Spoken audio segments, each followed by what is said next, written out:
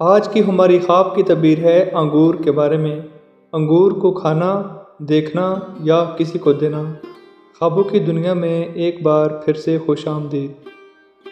حضرت دانیال علیہ السلام نے فرمایا ہے کہ موسم پر خواب میں انگور سیاہ کھانا غم اور اندوہ کی دلیل ہے اور بے وقت خوف اور ترس ہے۔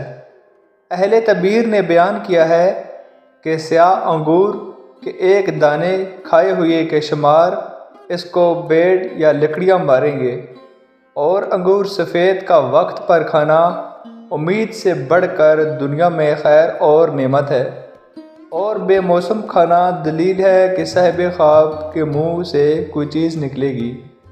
اس کی دلیل مال کا خرچ کرنا ہے، اور انگور سرخ کھانے کی بھی یہی دلیل ہے۔